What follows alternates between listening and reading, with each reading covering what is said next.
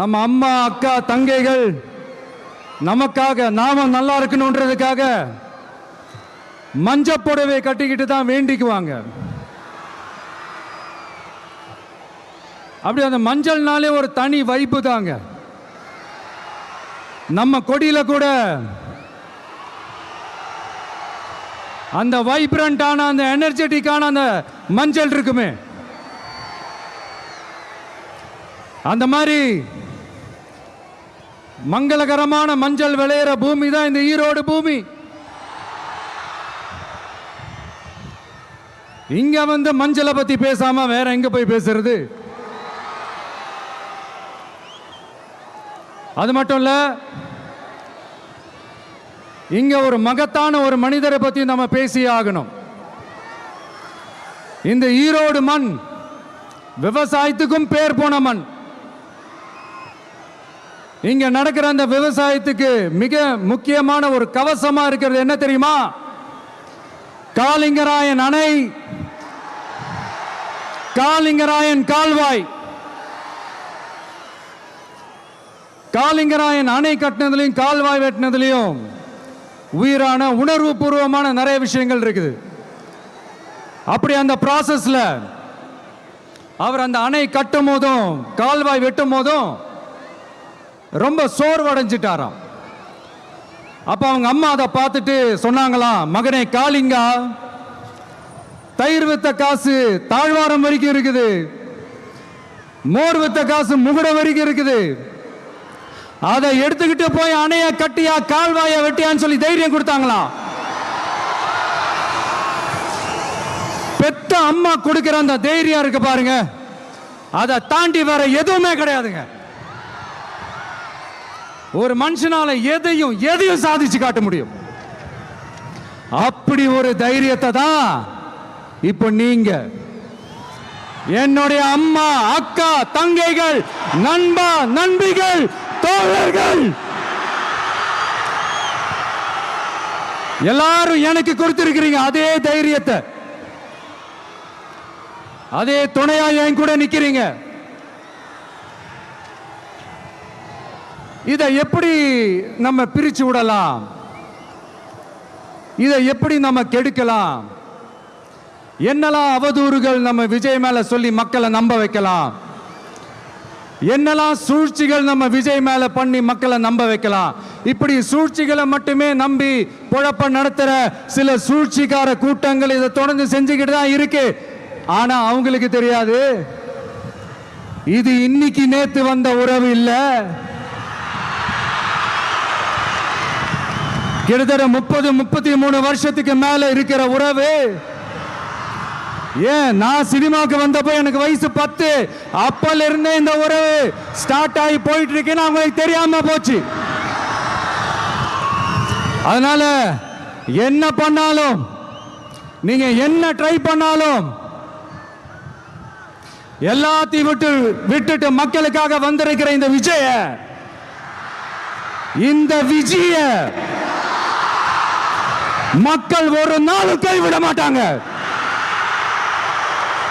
மக்கள் கூடவே நிக்கிறாங்க, கூடவே நிப்பாங்கன்னு அவங்களுக்கு தெரியாம போச்சு. என்னப்பா நிப்பீங்கல்ல? உங்களை நம்பிதாப்பா வந்திருக்கிறேன். அதான் இந்த சத்தம் தாங்க வாழ்நாள் பூரா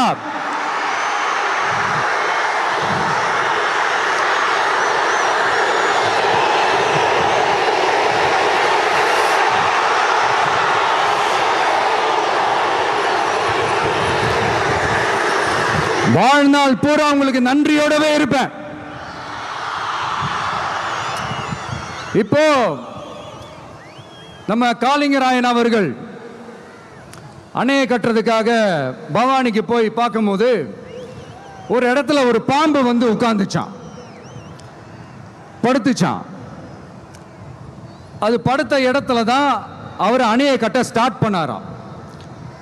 அப்புறம் அந்த பாம்பு வளைஞ்சி நெளிஞ்சி போற இடத்துலலாம் கால்வாயை வெட்டினார்னு சொல்லி சில வாய்மொழி கதைகள்லாம் சொன்னாங்க.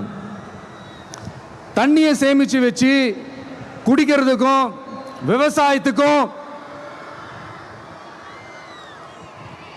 தம்பி கீழே இறங்கு, தம்பி கீழே இறங்குப்பா, ப்ளீஸ் கீழே இறங்குப்பா.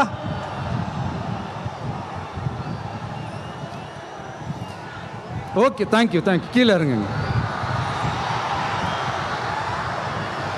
கீழே இறங்குப்பா.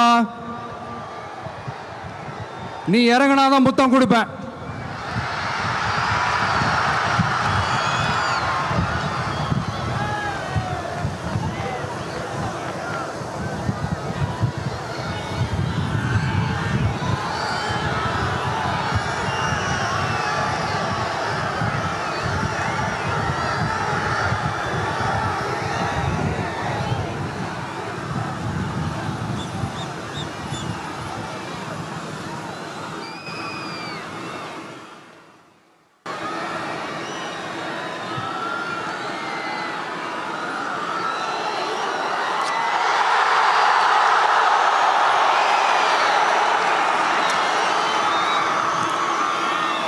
இப்படி தண்ணியை சேமிச்சு வச்சு குடிக்கிறதுக்கும் விவசாயத்துக்கும் வழி வகுக்கிறது எவ்வளோ பெரிய ஒரு நல்ல விஷயம்.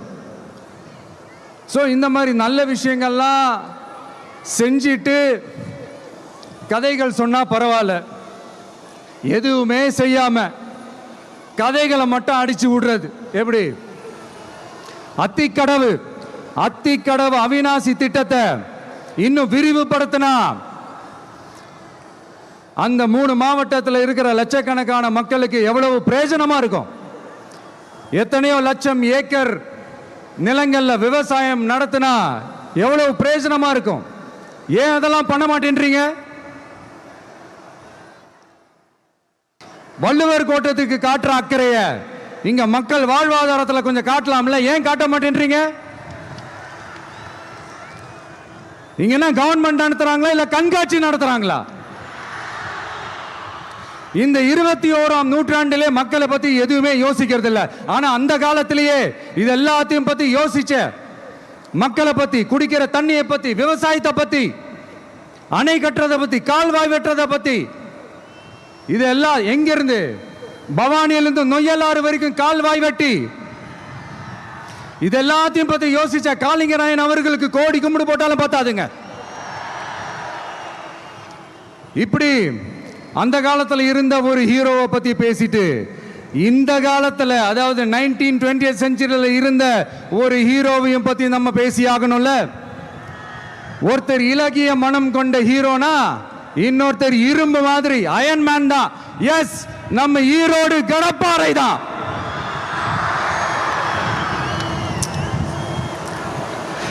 ஒட்டுமொத்த தமிழ்நாட்டையே திருப்பி போட்ட சீர்திருத்த நெம்புகோல். ஈரோடு மாவட்டத்தில் பிறந்த அவர்தான் இந்தியாவுக்கே இடஒதுக்கீடு சம்பந்தமான அரசியல் சட்டத்தை திருத்தறதுக்காக போராட்டம் நடத்தினவர் யாரு? நம்ம தந்தை பெரியாரு.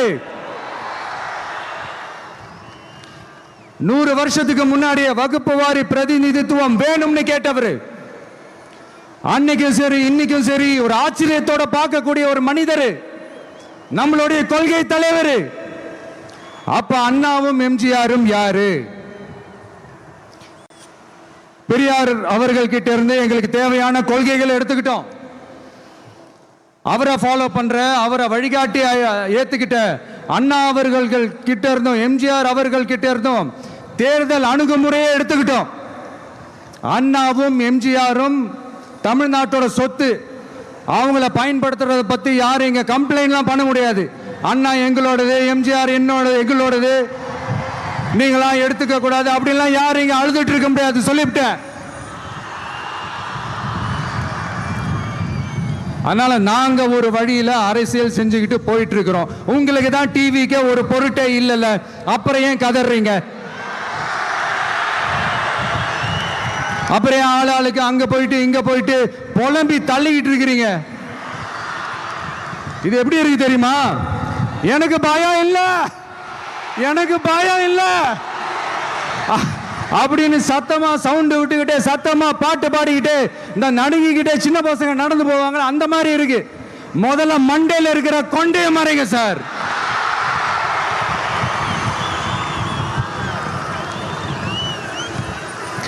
சும்மா மாறு வேஷத்துல மறு வச்சுக்கிட்டு மீடியா ஆளு, ரேடியோ ஆளுன்னு இவங்க ஆளுங்களை மாத்தி மாத்தி அனுப்பிக்கிட்டு, இதெல்லாம் என்ன மக்களுக்கு தெரியாதுன்னு நினைச்சிட்டு இருக்கீங்களா?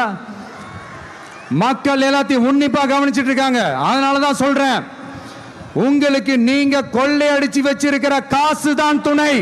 ஆனா எனக்கு என் மேல எல்லையில்லா பாசம் வச்சிருக்கிற இந்த மாசு தான் துணை.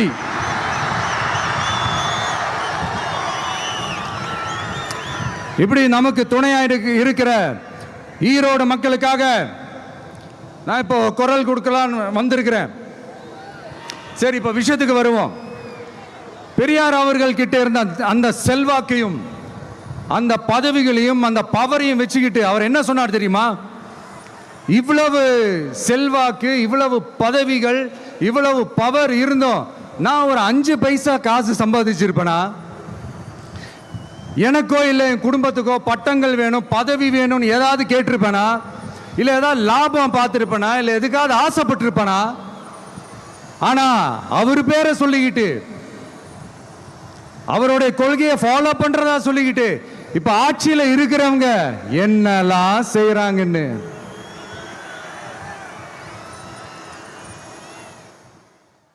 அதனாலதான் சொல்றோம், பெரியார் பேரை சொல்லிக்கிட்டு தயவு செஞ்சு கொள்ளையடிக்காதீங்கயா, தயவு செஞ்சு கொள்ளையடிக்காதீங்க. அவரு பேரை சொல்லிக்கிட்டு பெரியார் பேரை சொல்லி கொள்ளையடிக்கிற இவங்க தான் நம்மளுடைய அரசியல் எதிரி.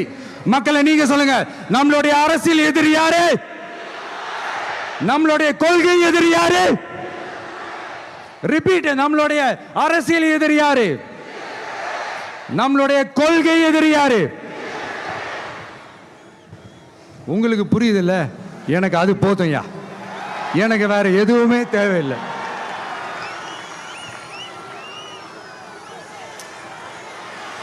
அதனாலதான்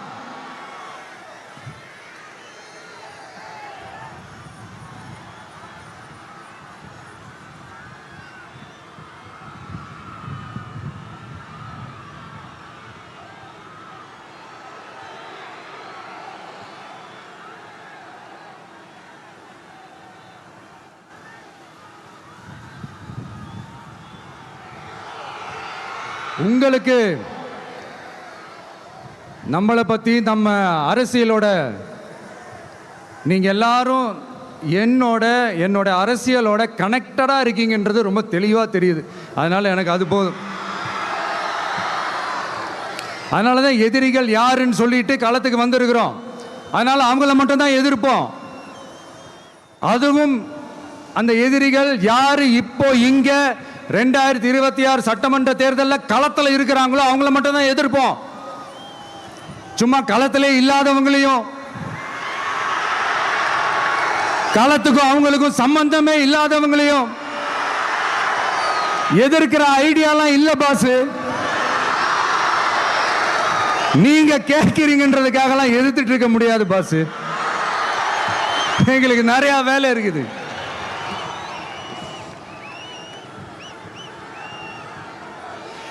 எத்தனை எத்தனை பொய்யான வாக்குறுதிகள்.